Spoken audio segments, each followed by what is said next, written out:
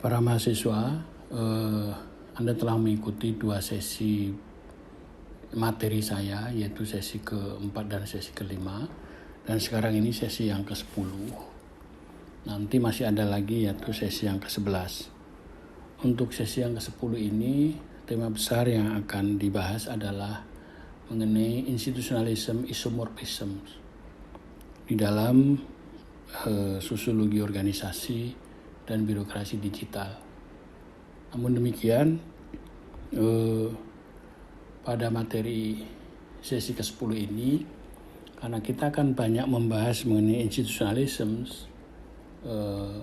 saya akan menguraikan dulu, memperkenalkan perbedaan antara sociological institutionalism dan institutionalism dalam ilmu ekonomi atau seringkali dikenal sebagai institutional economics. Seperti Anda ketahui semua bahwa terdapat perbedaan yang mendasar antara sosiologi dan economics. Dalam sosiologi diasumsikan bahwa actors are influenced by others. Sedangkan dalam economics asumsinya adalah actors are uninfluenced by others. Asumsi yang kedua dalam sosiologi adalah law for various types of human actions, including rational choice. Sedangkan dalam economics itu mengasumsikan bahwa only perfect rationality. Nah, dari dua paradigma besar ilmu sosial humaniora ini, maka muncullah berbagai mazhab atau perspektif institutionalism yang ini daftarnya ada. Nah, tapi kita hanya mengenal atau ingin mendalami sociological institutionalism dan institutional economics.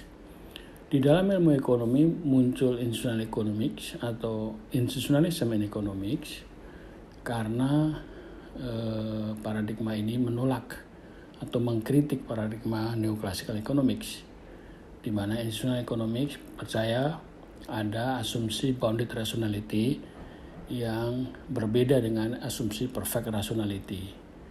Kemudian asumsi yang kedua, incomplete information. Sedangkan dalam neoclassical economics, asumsinya adalah perfect information. Asumsi lain adalah opportunistic behavior yang mengganti asumsi maximizing behavior.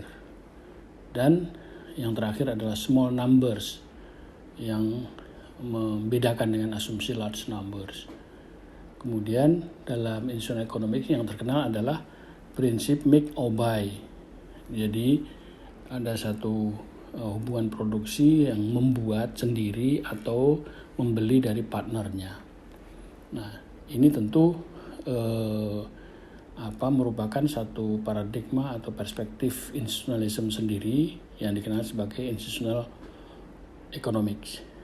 Nah, sosiologi dalam mensikapi adanya perkembangan institutional economics tersebut berkembang juga sociological institutionalism yang mengkritik institutionalism di dalam economics. Antara lain dikemukakan oleh Pirot, Flex-Steins, Granovetter, dan Powell.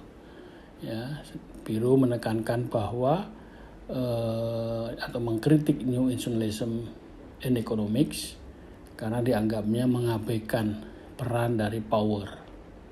Sedangkan Flex-Steins itu menekankan asumsi bahwa actors are assumed to construct rationals for their behavior and the basis for how they view the world.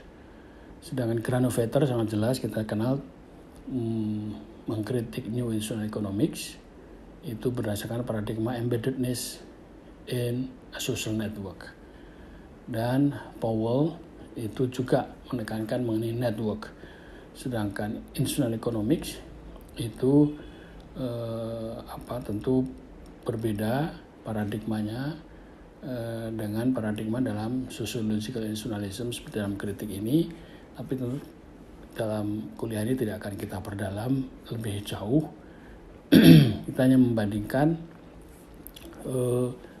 apa yang diuraikan oleh Victor Ney perbedaan new institutionalism di dalam ilmu ekonomi dan dalam sosiologi. Pertama, asumsi terhadap perilaku. Tadi sudah perkenalkan sepintas. Kalau institutionalism di dalam ilmu ekonomi itu rasionalitas tapi terbatas, kemudian adanya informasi asimetris dan ketidakpastian yang memunculkan opportunistic behavior. Sedangkan di dalam sosiologi ekonomi, rasionalitas itu terikat pada konteks.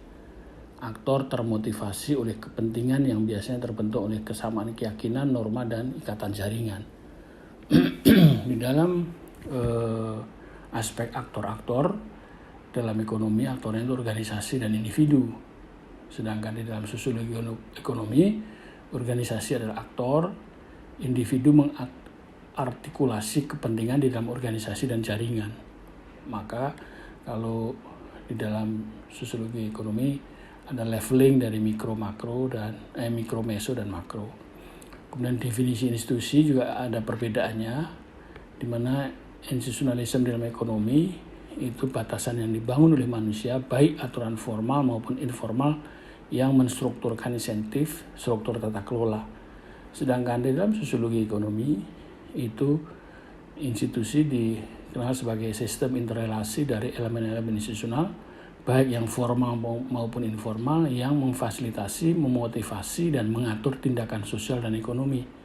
Makanya di dalam sosiologi ekonomi lebih menekankan kepada jaringan dan keterlekatan di dalam jaringan sosial. Kemudian ada mekanisme level makro, negara memaksimalkan pendapatan biaya transaksi dari satu yang disebut sebagai economizing by firms, itu untuk asumsi ekonomi, institutionalism dalam ekonomi. Sedangkan dalam sosiologi ekonomi, kebijakan negara, mekanisme pasar itu merupakan suatu tindakan kolektif. Sedangkan mekanisme level mikro itu sebagaimana juga sudah diurai sebelumnya bahwa asumsinya adalah opportunistic behavior, atau yang dikenal sebagai self-interest seeking with guile, mengejar keuntungan sendiri dengan kecurangan. Itu asumsi dari institutionalism dalam ekonomi. Sedangkan di dalam sosiologi ekonomi, tindakan didorong oleh kepentingan dalam konteks organisasi dan jaringan. Dalam Victor ini sangat jelas dibedakan dua gambar ini. Gambar kiri adalah model of new institutional economics, sedangkan yang kanan adalah model for the new institutionalism in economic sociology. Detailnya dapat dilihat di dalam penjelasan tersebut. Demikian saya kira ini pengantar pada sesi ke-10 ini. Ini segmen pertama untuk memberikan landasan adanya perbedaan aliran-aliran atau mazhab di dalam institutionalism, khususnya berangkat dari asumsi sosiologi yang dibedakan dengan asumsi economics. Maka berkembang sociological institutionalism dan institutional economics, walaupun sama-sama mengkaji institusi dari perspektif institutionalism, tapi memiliki asumsi-asumsi dasar yang berbeda, dan kemudian tentu bagaimana arah dari research institutionalism tersebut, tentu ada perbedaan-perbedaan. Namun demikian, ini menandakan betapa walaupun ada perbedaan tentang prinsip dasar dan atau secara keseluruhan paradigma dasar dari kedua institusionalisme tersebut, menandakan betapa pentingnya telaah institusi, baik dari perspektif sosiologi maupun perspektif ekonomi. Saudara-saudara nanti tentu akan terus mendalami mengenai institutionalism ini, tapi tentu penekanannya adalah pada sociological institutionalism. Adapun dasar-dasar mengenai institutionalism in economics itu perlu diketahui supaya kita juga bisa mendudukkan di mana telaah kita tentang institusi dari perspektif sosiologi. Terima kasih.